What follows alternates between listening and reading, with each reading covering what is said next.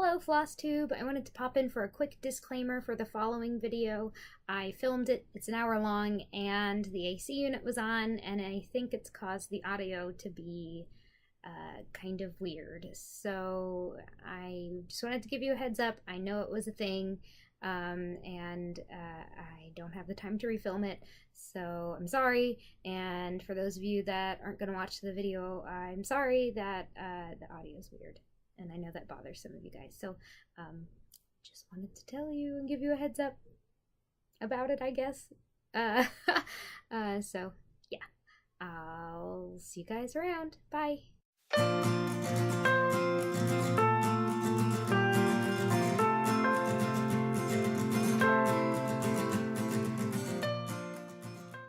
Hello there, Flosstube! After my typical 2-month hiatus, I'm now back to share with you my stitchy progress and to tell you a little bit about where I've been since I last saw you, which was in May, 2 months ago. And yeah, just get caught up a little bit. The biggest news I have is that part of the reason why I was away is I was getting ready for a trip to go to a friend's wedding, and that wedding just so happened to be in Wales. My friend studied abroad a semester in Wales where she met a man, and after that they decided that they enjoyed each other's company, so she went back there for her doctorate, her PhD. So they continued dating while she was there, and then they decided to get married. So June 20-something, like the 24th, I think, was the wedding, and it was in Wales. And of course, being from America, if I'm going to be paying to go over to Europe, I figured I should probably see some places that I never had seen before. So I actually got to go to Paris before the wedding, then went to Wales, and then went to Bath in England, and then I went to London for a few days as well. So I am now an international traveler, which technically I was before. I went on a school trip with my orchestra to Italy when I was in high school. But this was my very first time where I was kind of a solo traveler for part of the trip, and traveling as an adult without chaperones and things. So it's a really cool experience. I was just so inspired by all of the art and architecture, and of course I was looking for all of the dragons and found a lot of dragons and some really cool creatures in sculpture and architecture and things. So it was just very inspirational. In fact, I may have found my theme for next year's Mystery Sal, which I'm still debating doing. I may just end up having it be a pattern that I release in installments through my Etsy store this time instead of through email, because I've been having issues with that with my Dragon Sal. There's some bounce back through emails. There's some,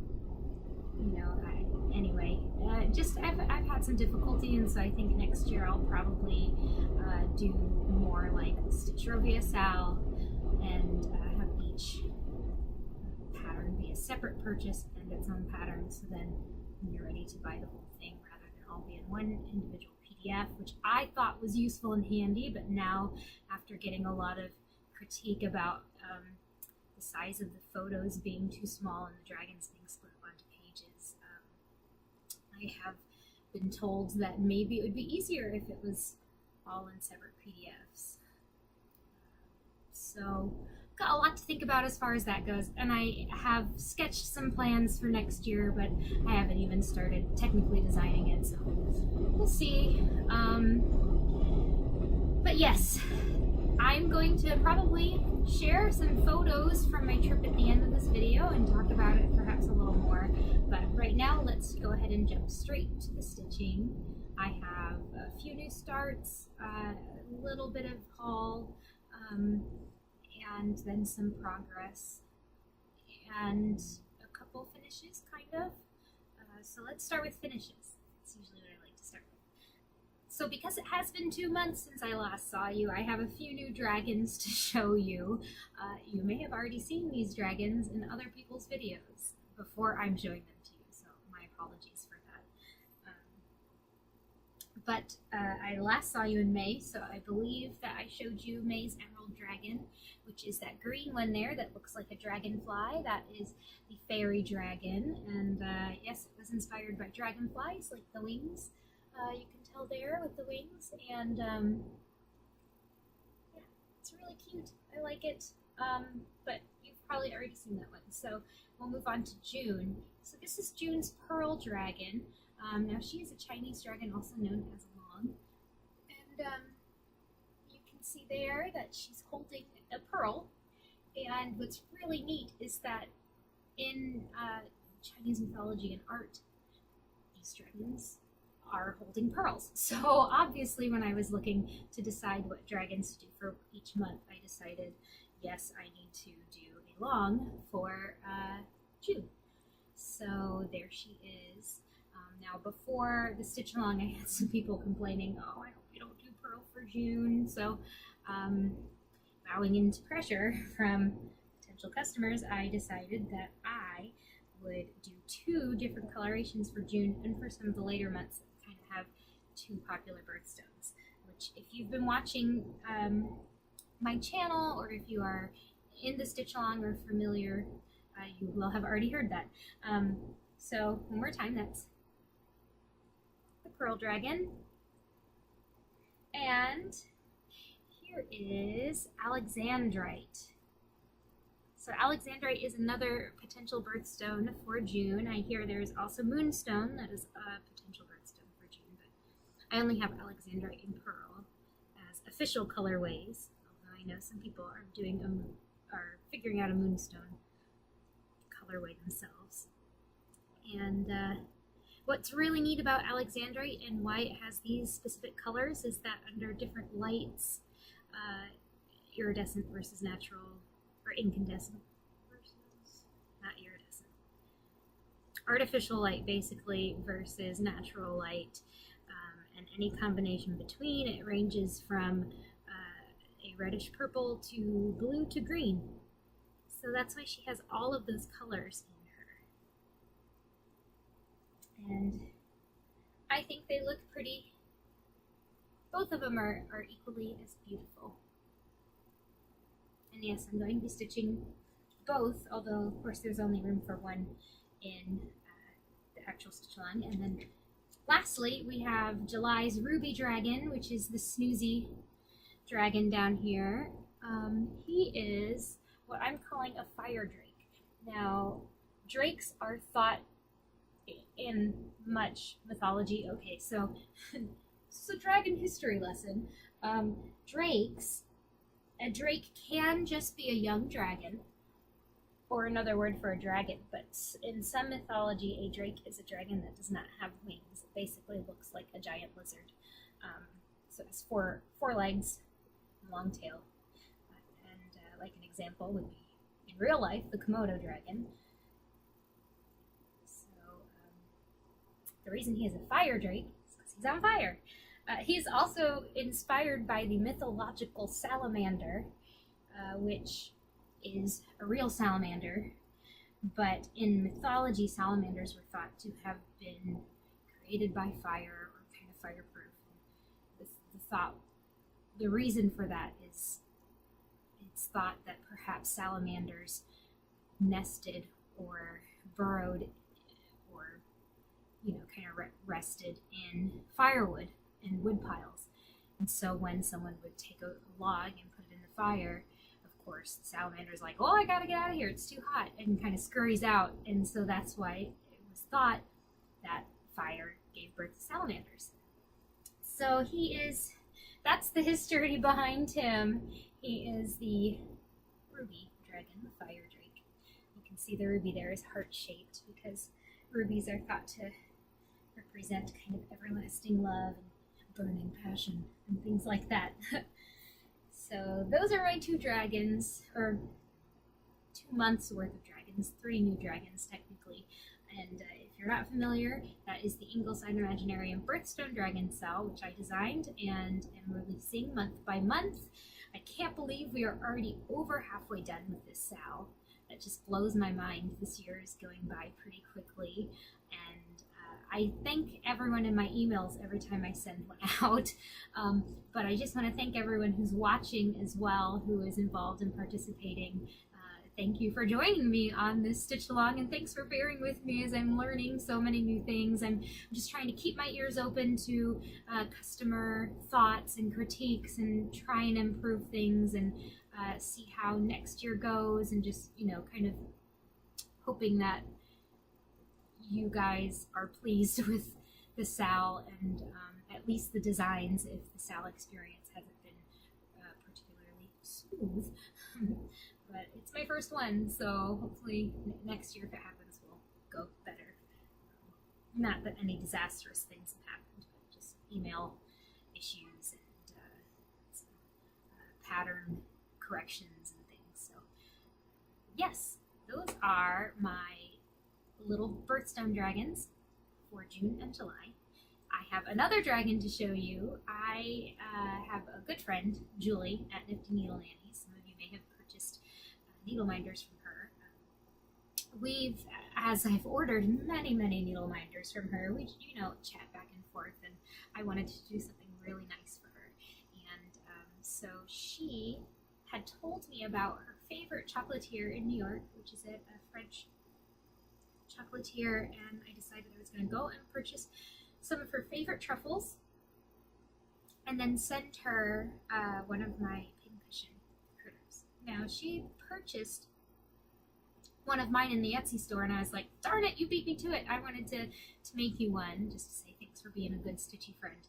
And she was like, well, you know, if in the future you did want to make me one, I think a hedgehog would be really cute, or perhaps a dragon that looks like Toothless. And so I decided that I was going to make her a dragon that looks like Toothless, and I'll put in some pictures of how he turned out here.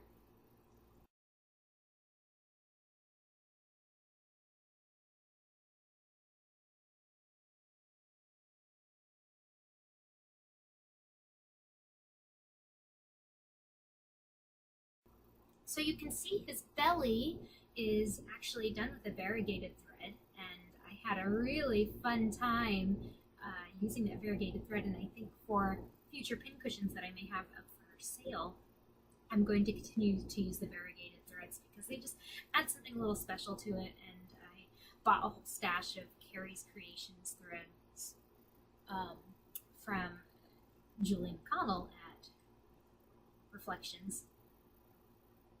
Yes. So Julie at Nifty Needle Nannies, her last name is very similar to Julie at Reflections Framing and Stitching. So that's why for a second I was like, oh shoot, I hope that's her name. But yes, anyway, I bought a lot of different colors of threads at her needlework store, and so I'm excited to use them in the future as pincushions. So those are the only finishes I had. I was away in Europe and did not, you know, that was basically a month where I wasn't stitching because I was busy at work. Had a really rough week at work before I left, and then when I got back to the US, my parents came up to New York City for the 4th of July holiday, so didn't stitch at all then either. So the last few days, like the last week or so, I've really been enjoying diving back into my stitching. And actually, my dragon SAL, you can see I'm covering up 2 squares because I have August dragon stitch here, and I just finished September's dragon yesterday.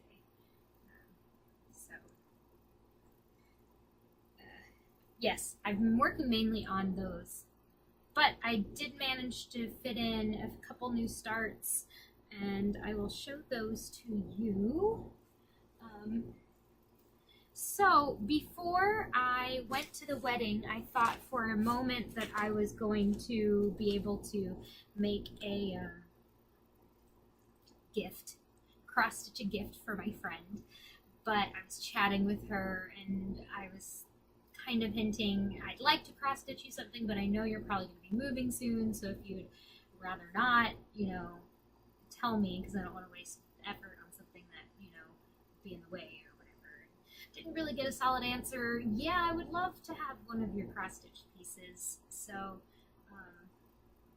I started one, and when I didn't quite get an enthusiastic response,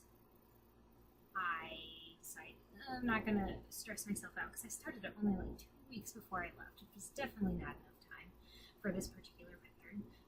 And I think, you know, I started it, so I think I will finish it and I will give it to her. But by the time I finish it, hopefully she'll be settled and we'll be able to say, yeah, I have a place on my wall for something that you make me. And I know that she's gonna love this when she sees it, when it's finished. And she loves me and she loves my art and has always been supportive. So I have a feeling she will appreciate it.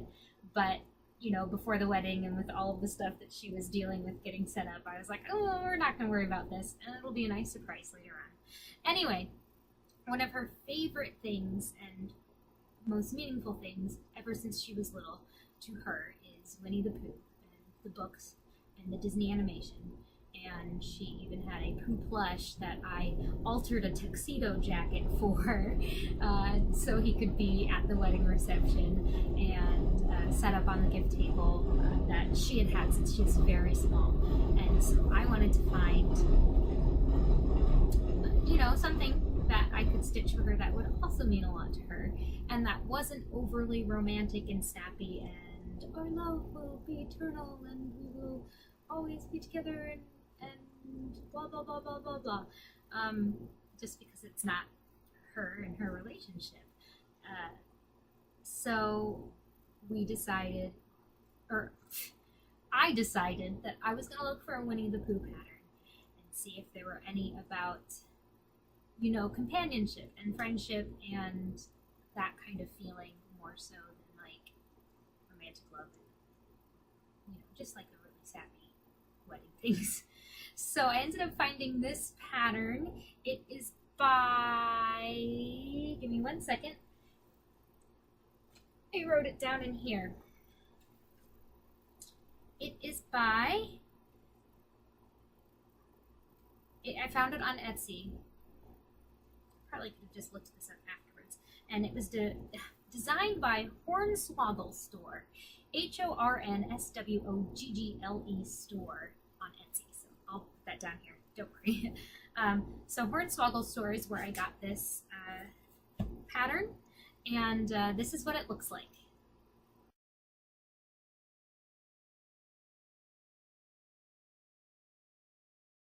So you can see there on the pattern, it's Pooh and Piglet sitting on a log, and it has a nice quote about love, which again, I can't remember off the top of my head, but it's something along the lines of Piglet saying to Pooh, what is love? And Pooh saying, oh, love is not a thing, but, you know, something that you feel. It's a Winnie the Pooh quote about love. So that's why I picked it. 1 second. It's on my iPad or my Kindle here. So if I pull this up, then I will be able to tell you what it is. Again, most likely I could. Okay. How do you spell love? That's what it is. Piglet says, how do you spell love? And Pooh says, you don't spell it. You feel it. Don't you love paraphrasing? How the brain does that.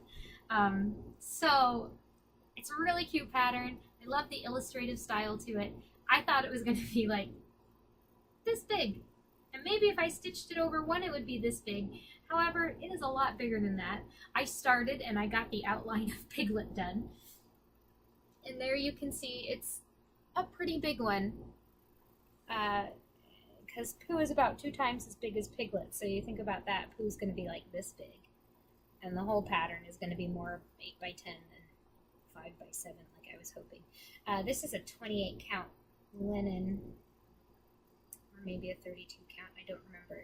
It's one of those that you get in a package, like that smoke blue or twilight blue linen.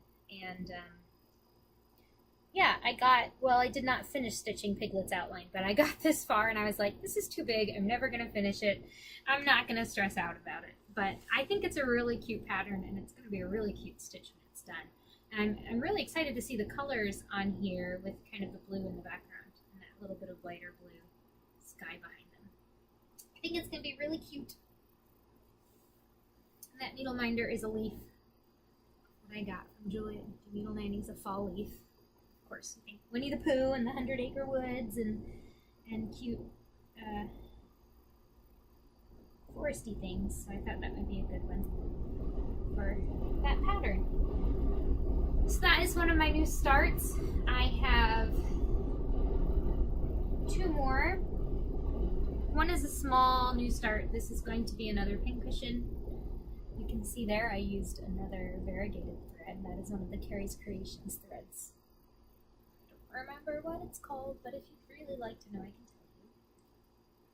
This is going to another stitchy friend that I promised something to a long time ago. If you remember with the dragon pincushion I made for Julie, I actually showed it off. It was my very first start of 2017. So it took me 6 months to put together and finally finish. So this one, the stitching is what takes the longest, and you can see I'm already close to being finished with the stitching.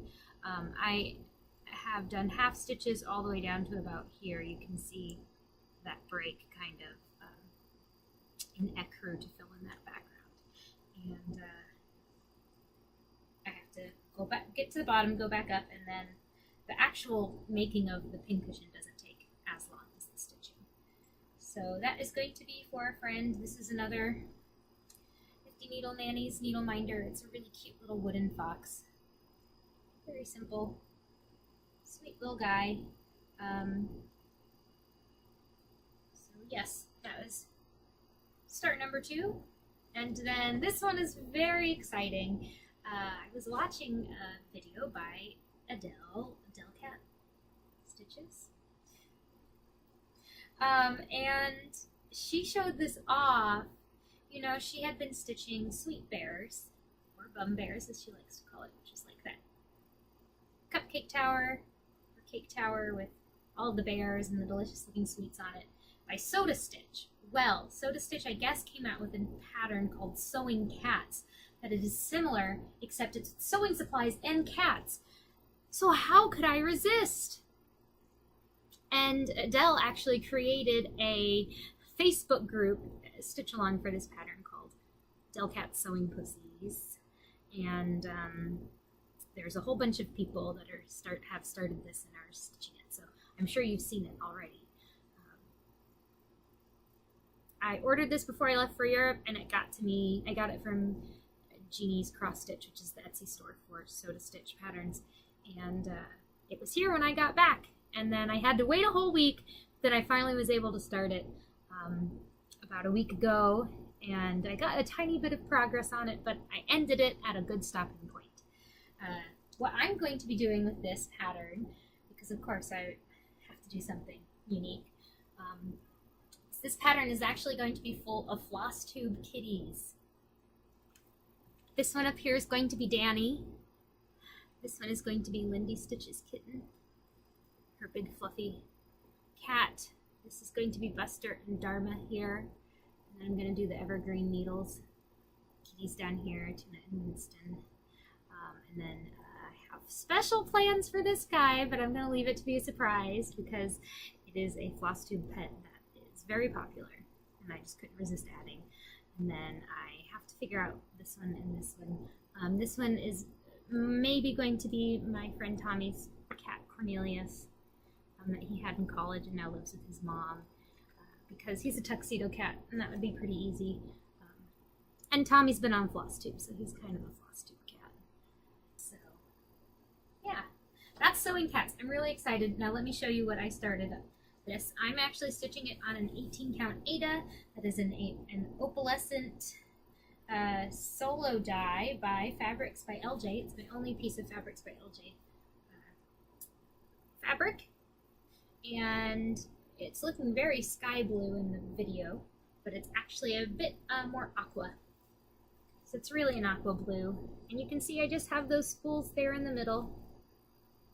And you can barely see the sparkle there. And that needle minder there is one of my very first ones that I got from Julie at Nifty Needle Nannies, actually. Most of them are from Julie. But that was from my very first order. So, yeah, I'm excited to get back to work on that one. It's going to be really fun. And I'm excited to show you the Flosstube kitties. I don't know, it just felt like a fun idea because it is sewing and everything. I was like, this feels right. I think it's going to be a fun idea. So those are my new starts. Let me really quickly go through the few projects that I was able to get some progress done on. The first one is one that I started in Mania. It's one of my original pieces. It is the Ingleside Imaginarium Spring Dragon, who looks like this.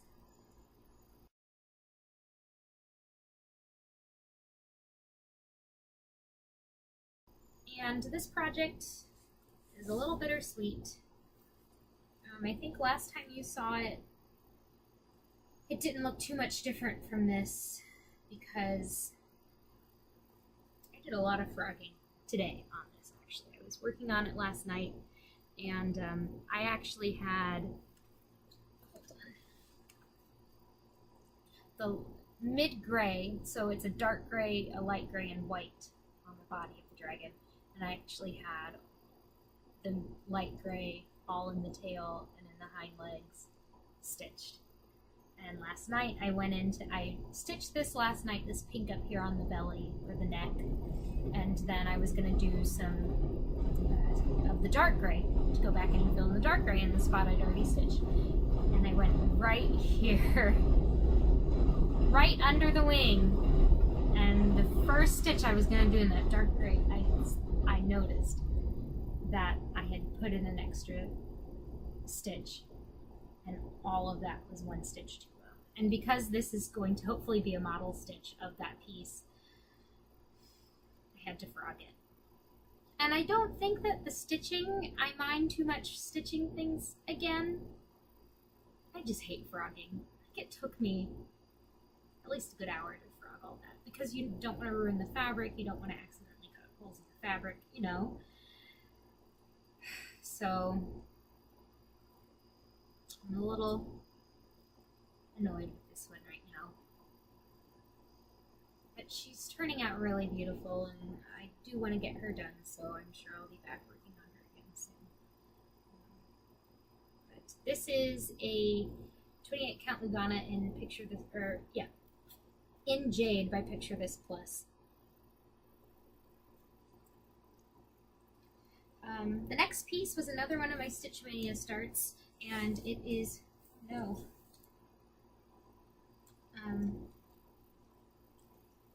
sorry, I just noticed that my book cover is ripped. I don't remember when that happened. It is a piece that I started from Cats of the World in Cross Stitch by Jane Nitley Mayhew and Nikki Wheeler. And the one that I started and that I worked on and got some progress on is the Summer Exotic Short Hair pattern. That is what it looks like. And this is the progress that I've made. It's kind of light colors on this, well, you can kind of see it. It's light colors on this green fabric here. You can see there. And last time you saw this, I believe I only had this kind of section done. So I went over here and got, I've mainly been working in just two shades. It's a light peach and then a light orange color. And what's really exciting about this piece is I'm starting in the middle, and you can see where the cat's eyes are going to be. So it's like I'm already seeing, you know, kind of what the shape is going to be. And it's not terribly large. You know, the whole design is going to be like this big. So I'm hoping that progress will go pretty quickly on that, and it'll be a quick finish. I have a lot of big pieces right now and not very many small ones, so it would be neat to get a finish of some kind sometime soon. It's not one of my birthstone dragons, although I have to stitch those. It's another needle minder from Julie at Nifty Needle Nannies, kind of a vintage looking cat. So cute. So yes, that is the Summer Exotic Short Hair from Cats of the World and Cross Stitch by Jane Nitley Mayhew. And the last piece I made some progress on is another Stitch Mania piece. I just felt like during Stitch Mania I started some pieces and I was like, I only got so much work on them, I want to add in some more, I want to work on them some more.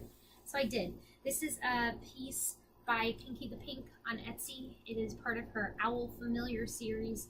This is the Barn Owl Familiar.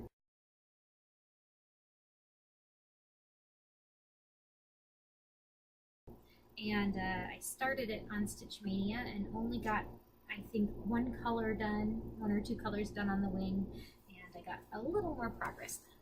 This is what it looks like. And this is a 32 count linen and murky by Picture This Plus. And you can see here that is the wing and the tail of the owl. And so the head is going to be here. There are going to be some flowers over here. I know I'm close to the edge. It was a conscious decision. I'm going to be doing all four of the owls. And they should just barely fit on here. And then I'll figure out how I'm going to frame them or finish them after I'm done stitching them. Because I think they could be cute flat folds or, you know, something to where I'm sewing instead of stretching so that, you know, it's gonna work. I hope. It's a risk I'm taking. And then this was a new needle minder that I have. A few of these were new that I got. I saw these on Julie's Facebook group. They're little wooden owl buttons, and I had to get them because they're perfect for this project. Which is so silly because they're all on the same piece of fabric. But I bought multiple ones for multiple parts of the pattern. I am addicted, I'll say it. One look behind me shows that. It proves it. And I believe that is all of my stitchy progress for the 2 months I've been gone. It's not been a lot, but I was very busy for about an entire month of it.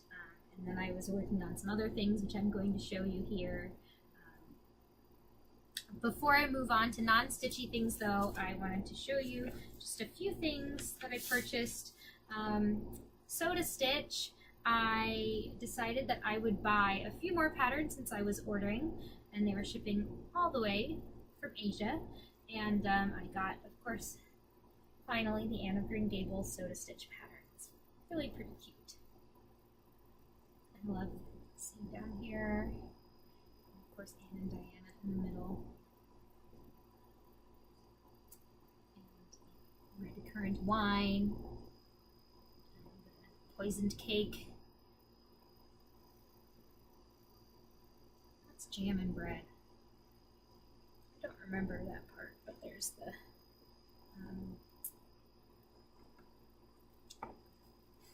slate that she cracks over Gilbert's head.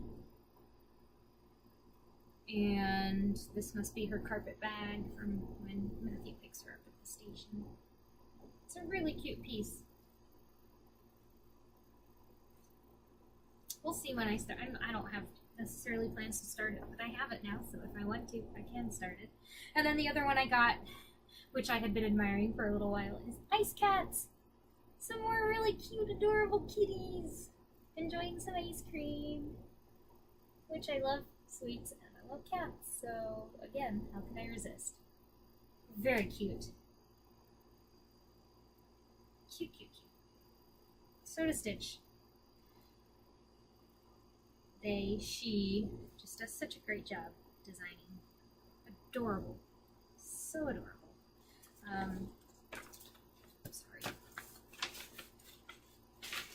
And, yeah. The other thing that I purchased, well,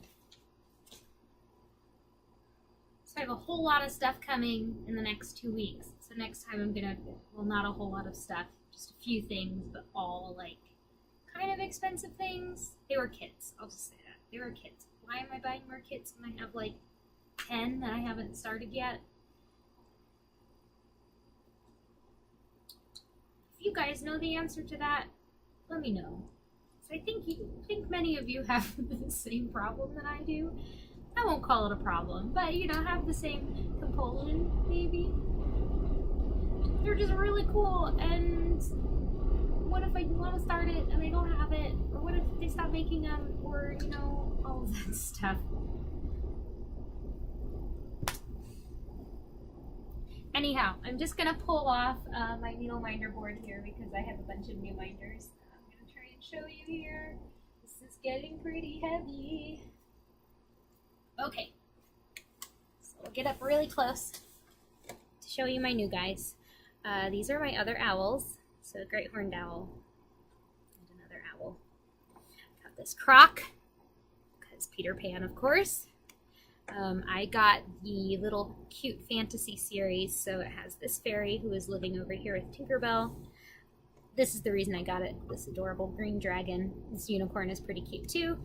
It also came with this flower, and that yellow flower over in the other corner, and that mushroom over in the bottom corner.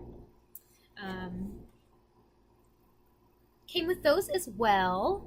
And let's see, I got this. Oh, the reason I got this is because Julie had a killer Memorial Day sale.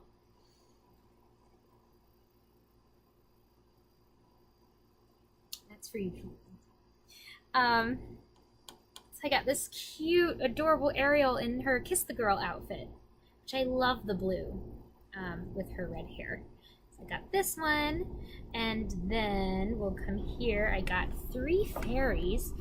This one and this one I got because they, especially this guy, they remind me of Peter Pan. And you don't see boy fairies very often, and then I thought she was very pretty. So the 3 fairies.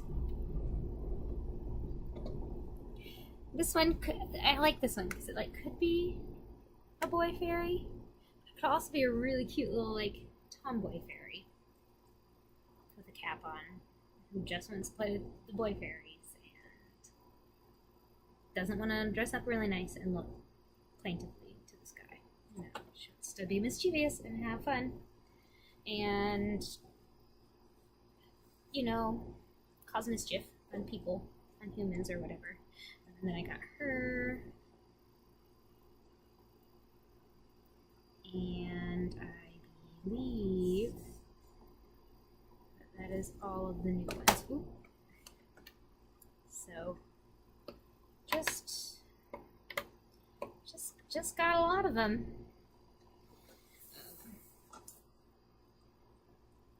Yeah, I like them.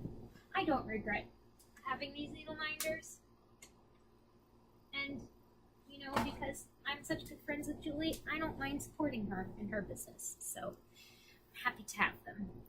And I will never struggle to find a needle minder for a project. That's just looking out for myself in the future. If I start all those kits, then I'm going to have a needle minder for each of those kits. Okay. That is all of the stitching. Oh, I thought that I would let you know that I did release the Summer Dragon, June 1st, along with the Pearl and Alexandrite dragons for the Birthstone Dragon sampler. I released Summer Dragon, the Ingleside Imaginarium Summer Dragon, to go in the same series as Spring Dragon in my Etsy store. Here's a picture of him.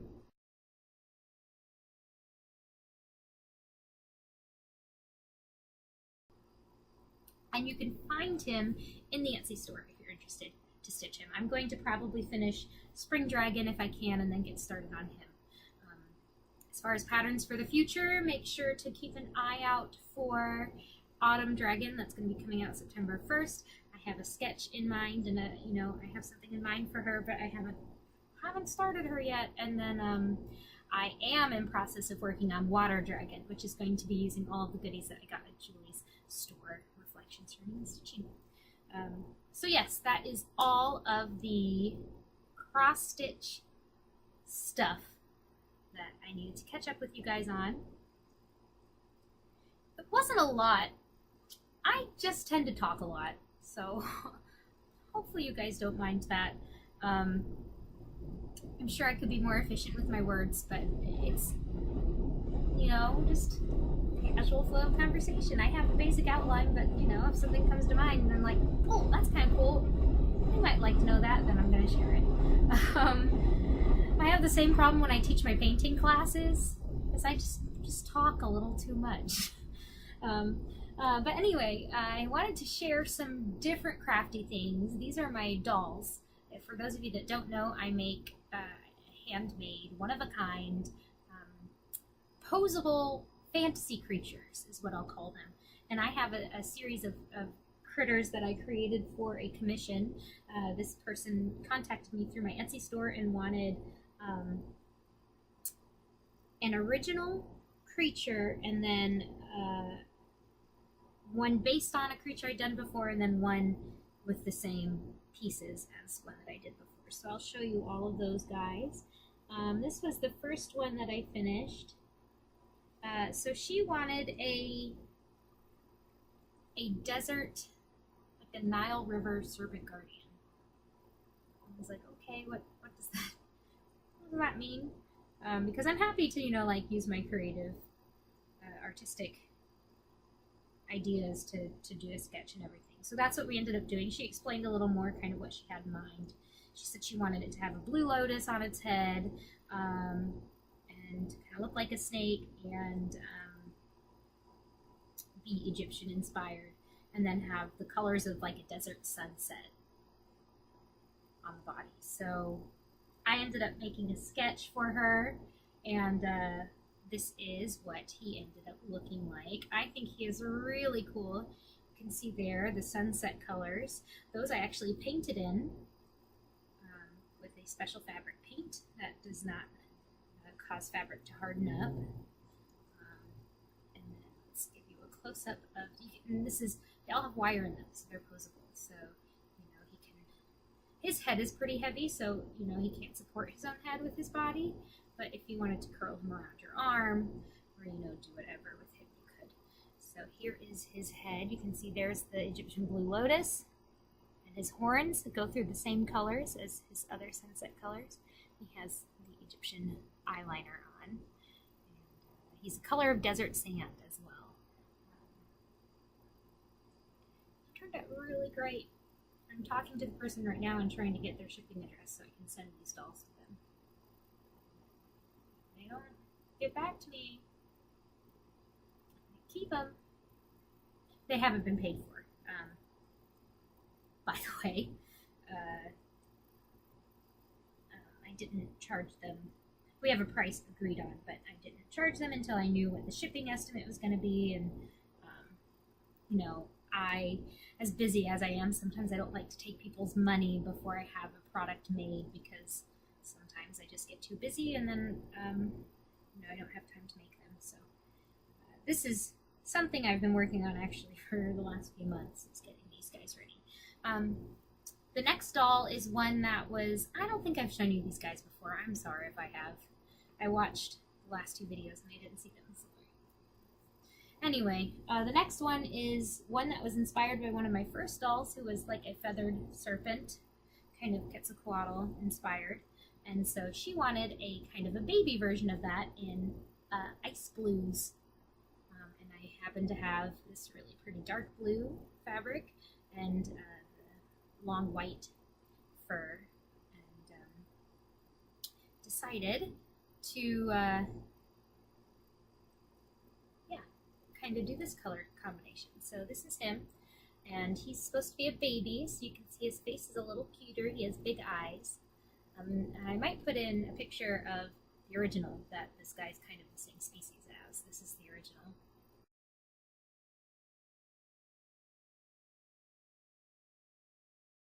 And so the original was a little longer, and it had smaller eyes, kind of a scarier looking face. And then this guy is just a little cuter, a little smaller. He has the wings and the horns, and of course the little feathers coming off and on his tail here. So he's also very cute. Love him. So that is number 2, and then the last doll is, she wanted one of my baby chupacabras, or chupitos as I call them, and she wanted it to be black and pink. So I got a really bright pink, almost a magenta. And you're thinking, chupacabras aren't supposed to have fur, are they? Well, that's why this is a baby. In my world, chupacabras are born, baby chupacabras are born with fur to keep them warm, and then they lose that fur as they grow older. So he's just a baby, or she, I'm not sure which this one is. It's just a baby, so it's still very furry. And you can see it does have its spikes already, and the big old claws, and the big feet, because a lot of people say chupacabras look like spiky kangaroos with no hair. So the feet are actually inspired by kangaroos. And my chupacabras have pouches. So you can see there, the inside of the pouch is the same color as the face. And yeah, they have a few scales on their arms. So yes, this is baby chupacabra. Turned out really cute. This doll is actually a doll whose pieces I had molded myself. So I was able to pour this, and this is actually out of resin instead of or not resin. Sorry, it's out of a plastic instead of the Sculpey, which these other guys are original sculpts, but this one is molded, which makes it a little more affordable because it doesn't take quite so much time to get the hard pieces, especially because this one has 1, 2, 3, 4, 5 hard pieces, whereas the snake guys only have 2, or I mean 1 each, just the heads. So those are the critters that I have finished up. I have a baby quilt that I'm almost done with. I have the quilt top done. It just needs to be made into the quilt sandwich, quilted, and the binding put on. So I'll probably save that for next time to show off. And that is everything that I worked on. Yes, that is everything that I worked on that I have to show off to you guys. So, I'm at 48 minutes now, give or take. So I think, it could be an hour video. An hour is kind of the norm nowadays, right? So, I'll take just a little bit of time to talk about my trip to Europe. So a friend, this friend that I went to the wedding, I knew from high school, and not high school, middle school and high school. And there was a group of us that forever used to get together at her house on Thanksgiving and Christmas when we were back from college / back for the holidays. And so we remained really good friends, and we are still really good friends. And which is, I've heard is actually rare for people. They don't, there aren't very many people who are still in contact and good friends with people they went to school with when they were younger. So one of these friends, her husband is in med school and couldn't get the time off. So she was traveling on her own too. So I contacted her, and we decided we were going to go to Paris for 3.5 days before the wedding. So we left. It was Friday night here at midnight. We got to Paris at about 1 p.m. on the Saturday, and went to the Airbnb, and it was in a cute area, which if I can remember, I'll try and put down here where we were. It was off the Republique metro stop, and it was right by this square with this huge statue, and it was this neat area that the locals all kind of came to hang out. The young kids went there to play soccer and skateboard, and then, a lot of people were playing in the fountain because it was very hot, because the statue had a fountain around its base. And what was really neat about that area is you had your boulangerie and your patisseries and your creperies and delicious little cafes and bistros all around. And it was nice because we kind of went to the same place for breakfast every day to grab a pastry, and he knew us by the end of our stay. He was like, "Oh, you're getting the croissant, right?" And I was like, "Yeah." And then our crepe man knew us too. He recognized us because we went to him a couple times for a treat. And the first day we just kind of walked around, kind of got the lay of the land. We meant to walk to the Seine, but we went the wrong way and went to the canal instead, and thought it was the Seine and thought it was very small before we looked at a map and couldn't find the street we were on by the Seine and realized we were in an entirely different body of water, which was silly and funny, but that's exploring a city that you're not familiar with. And then the next day we started kind of planned touristy things. The first day we went to the Notre Dame Cathedral, which was really amazing. We went inside, which, you know, that itself was really cool. And the neatest part, and one of my favorite parts of the entire trip, was we decided to wait in line to go up in the towers. And man, those sculptures up there are really, really cool. I just fell in love with all of those critters. And I loved how each of them were different. So I did find out that gargoyles are the ones that come off the side and are functional rain spouts, whereas just the decorative ones that are up in the towers, kind of on that kind of balcony area, those are chimeras. So it's a little lesson for you. And I also found out that although there were probably a few gargoyles, so a few water spouts, on the cathedral when it was originally built, that most of the, gargoyles and creatures that we consider iconic to the cathedral were actually added in a refurbishment refurbishment renovation in the 19th century. So although they have seen a lot, and 2 world wars, and a lot of stuff, they're not as old as people think they are. Like the Disney movie Hunchback of Notre Dame, that they weren't there for that, because the book takes place a lot earlier, and the book actually was written before the refurbishment and kind of inspired the refurbishment. Anyway, I was very inspired by the cathedral and by the creatures, and took pictures of so many of them. I'm going to do a slideshow after I talk about my trip. So let me go through the rest of the trip. So after Notre Dame, we went to Sainte-Chapelle, which is a beautiful, another cathedral chapel, where it has a lower cathedral and it has a higher one, or an upper one that is up a spiral staircase. So you walk up the staircase and you enter into the upper chapel, and it's covered in stained glass with pictures that represent stories of the Bible. And you just come around and you come in, and if it's sunny that day, which it was for us, the light just comes through and it is gorgeous, and you can really understand. I have a hard time sometimes thinking about, all of this money that went into religion and religious offices and churches and things that maybe could have been used to help people who needed it, but instead were paid to, gild the entire cathedral in gold or something. But it was very awe-inspiring, and it really did, kind of make you feel like you were in a holy place. So I have a little more appreciation for that, I guess.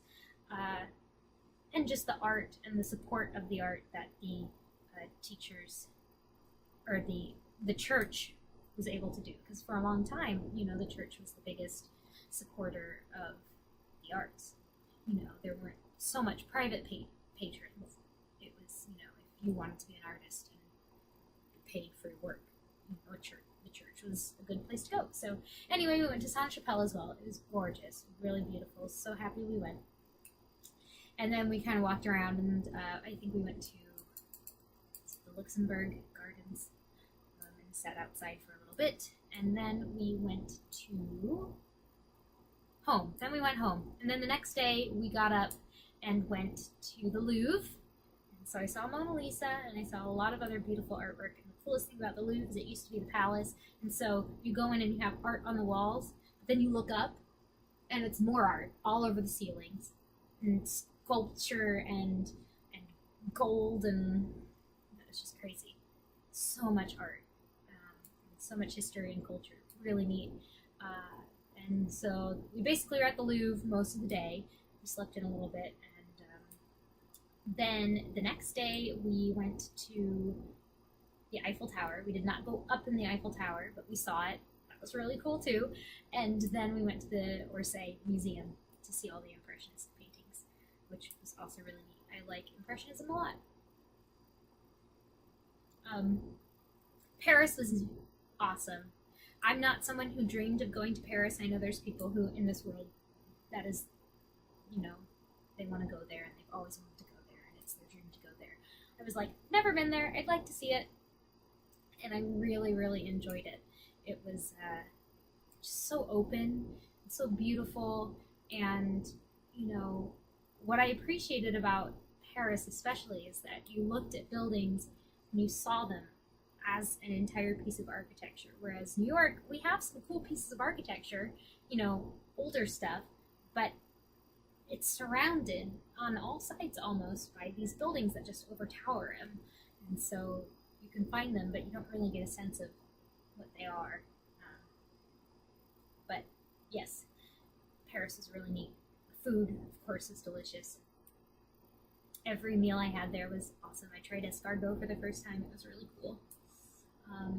And then we took the Eurostar through to London, transferred from King's Cross Station to Paddington, and then took the train, the GWR, to Swansea, where my friend lives. And we had a few days in Swansea where we were kind of helping prep the wedding. We went to my friend's hen party, and then we went to the wedding site in Carmarthen, which was a glamping space. So it was a couple who had a farm, a working farm, and then they had made part of the land a glamping site. So it had these permanent fixture tents, fancy tents, big tents with 2 twins and a double in each, and then its own little kitchen area and compost toilets and all this kind of stuff. And we got there Friday morning to get help set up. We ended up staying there, or I stayed there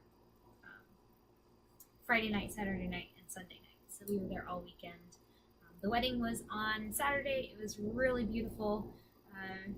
The rain held off, which was nice, and I'm sure those of you who are from the area are probably amazed. We really only had one very rainy day, and that was Friday. I went to see a castle on Sunday with some of my friends, which was really cool. It was my first castle, so that was really cool. It was a park as well.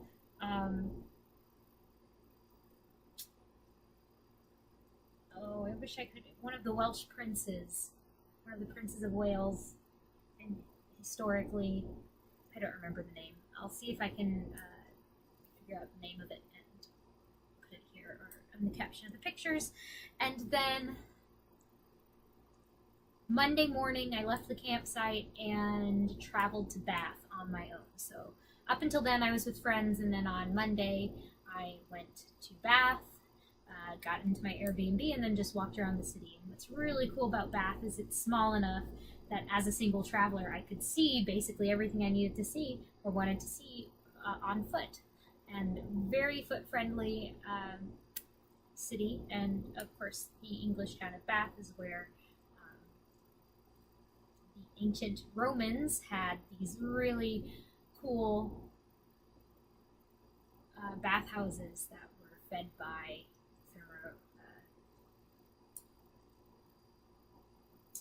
thermally heated, naturally heated springs. And they have discovered and are still discovering more and more of the original Roman buildings and settlement in the city, which is really cool.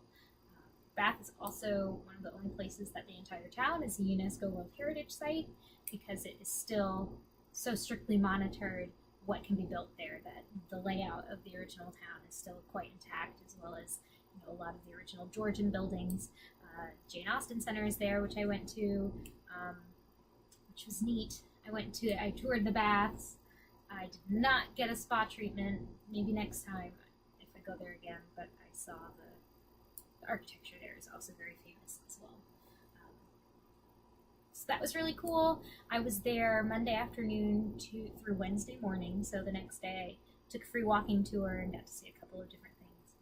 And then Monday I traveled to London, and Wednesday evening in London, my first evening in London, I actually met up with some of my friends from the weekend who had traveled straight to London and were leaving on Thursday. So we had dinner that night, and they also helped me find the Peter Pan statue in Kensington Gardens, because of course if I'm going to be in London, I have to kind of pay homage to Peter.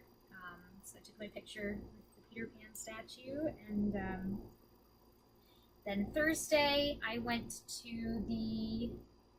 Oh, we also went to the Natural History Museum. Thursday, I went to the Victoria and Albert. I particularly wanted to see their theater exhibit, which I did. Saw another piece of Peter Pan history, which is the original flight harness that they used in the original play production, which is really cool. And things look a lot more comfortable now. It's still not comfortable, but it looks more comfortable than that.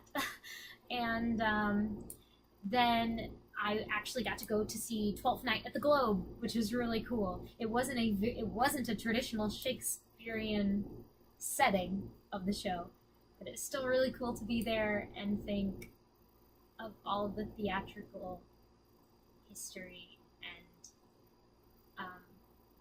the generations.